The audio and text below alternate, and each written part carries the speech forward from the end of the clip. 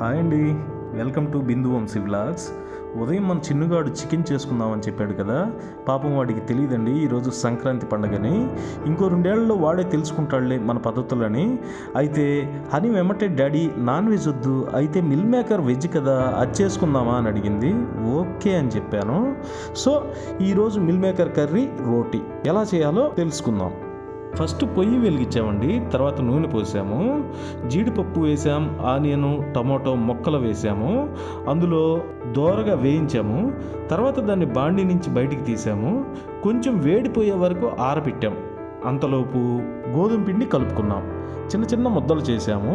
ఇక మనం వేపిన tomato onion చల్లారింది, దాన్ని మిక్సీ జార్లో వేసి కొంచెం పసుపు ఉప్పు అల్లం వెల్లుల్లి వేసి మిక్స్ చేసాం.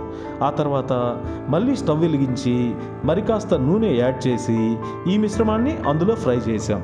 ఫ్రై అవుతుండగా కారం, ధనియాల పొడి, గరం మసాలా, కాస్త ఉప్పు వేసుకున్నాం.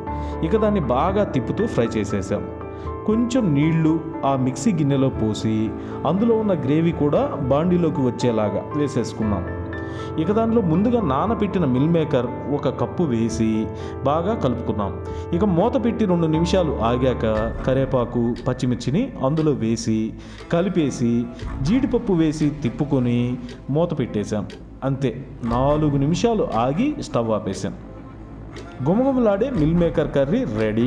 ఇక గోధుమ పిండిని ఒత్తుకొని రోటీకి రెడీ చేసేసాం. ఒత్తిన దాన్ని ఒత్తినట్టు పెనం మీద లైట్గా వేసి కాల్చాం. తరువాత దాన్ని తీసి పొయ్యి మీద కాల్చుకున్నాం. ఇది రోటీ మిల్ మేకర్ కర్రీ రెడీ. ఇక చిన్నుని అడుగుదాం ఎలా ఉంది. ఇప్పుడు పాప. కదండి ఈరోజు వంటలో రేపేం కోరుకుంటారో తెలుసుకుని అది కూడా చూపిస్తాం. థ్యాంక్ యూ అండి. సబ్స్క్రైబ్ కాకుంటే ఖచ్చితంగా సబ్స్క్రైబ్ చేయండి. నచ్చితే లైక్, లేకపోతే డిస్లైక్, కామెంట్ మటుకు must and should. Thank you.